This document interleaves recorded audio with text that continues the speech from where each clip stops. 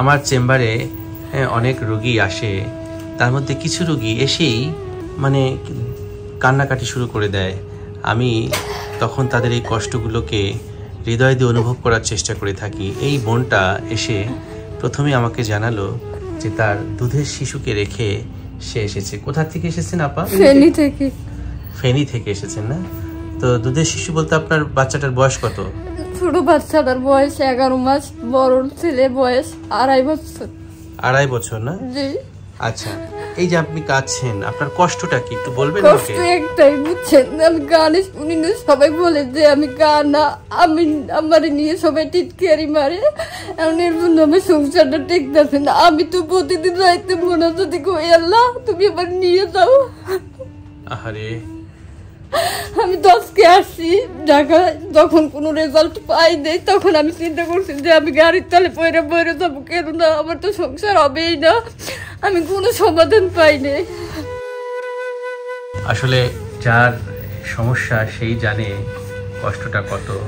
আমি একটু আগে কথা বললাম ভাইয়ের সাথে। ভাই, আপনি কাঁদবেন না, আপনাকে আমি একটা কথা বলি যে পৃথিবীতে এমন কোনো রোগ আল্লাহ তাআলা দেন নাই যে সেখান থেকে মানুষ সুস্থ হতে পারে না। যদি সঠিক সময়ে এবং সঠিকভাবে চিকিৎসা করা যায়, রোগীরা কিন্তু ভালো হয়। আর আপনার স্ত্রীর যে সমস্যাটা হয়েছে আমি একটু দেখাই, খেয়াল করুন আপনারা, তার একটি কানের অটো এন্ডোস্কোপি প্রসিডিউর করা হয়েছে। তাতে দেখা যাচ্ছে তার দুটো কানের পর্দায় ছিদ্র। এই ছিদ্র দিয়েই মূলত বারবার সংক্রমণ হচ্ছে, জীবাণু ঢুকছে, সংক্রমণ হচ্ছে এবং এর ফলে কান দিয়ে পুষ পানি ঝরছে। আর কান দিয়ে অনবরত পুষ পানি ঝরতে ঝরতে একটা পর্যায়ে কানের শ্রবণ ক্ষমতা কমে যায়। আমি চাই আপনার যে কষ্ট, এই যে যারা আপনাকে নিয়ে উপহাস করে, ঠাট্টা করছে, কালা ধান্দা বলে অবজ্ঞা করছে, তারা যেন আসলে আপনার এই সুস্থতা দেখে পরবর্তীতে আপনাকে আবার কাছে টেনে নেয়। আপনাকে যে অবজ্ঞা করছে সেই একদিন দেখবেন অনুতপ্ত হবে যে না, আমি মানুষটার সাথে খারাপ ব্যবহার করেছি। আসলে আমি বারবার এই ভিডিওগুলোর মাধ্যমে আপনাদেরকে বলতে চাই যে যার কানের সমস্যা রয়েছে সে কিন্তু নিজেই অনেক কষ্টে থাকে, তার উপর যদি কেউ ব্যঙ্গ করে এভাবে কথা বলে তাহলে কিন্তু তার কষ্টের মাত্রাটা বেড়ে যায়। আমি রিকোয়েস্ট করবো যারা কানে কম শুনছে, এটা আসলে তার তো দোষ না, সে একটি রোগের ফলে তার এই সমস্যা, তাকে ব্যঙ্গ করবেন না, তাকে কোনোভাবেই অপমান, অপদস্থ বা খারাপ কথা বলে অবজ্ঞা করে মনের মধ্যে কষ্ট দিবেন না।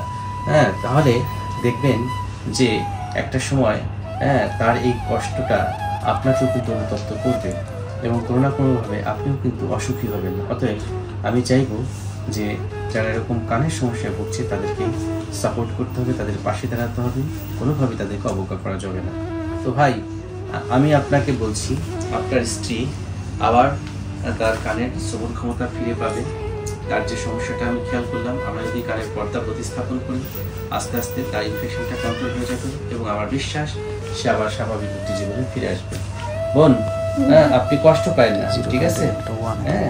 আমরা আপনার অপারেশনের ব্যবস্থা করে দিচ্ছি। হইলো? এখন কি মনে একটু সাহস আসছে?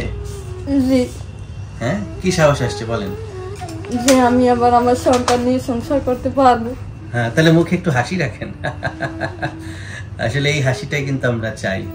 আপনার স্ত্রীর পাশে আপনি তো সবসময় ছিলেন, এখনো আছেন। তো অনেকেই তো অনেকভাবে একটু ইগনোর করার চেষ্টা করেছে, সাপোর্ট কম করে, তাই তো? তো সেই সময়টাতে যেহেতু আপনি তার পাশে ছিলেন, আমি আশা রাখবো এভাবেই তার পাশে থেকে তাকে সাপোর্ট দিয়ে যাবেন, ঠিক আছে?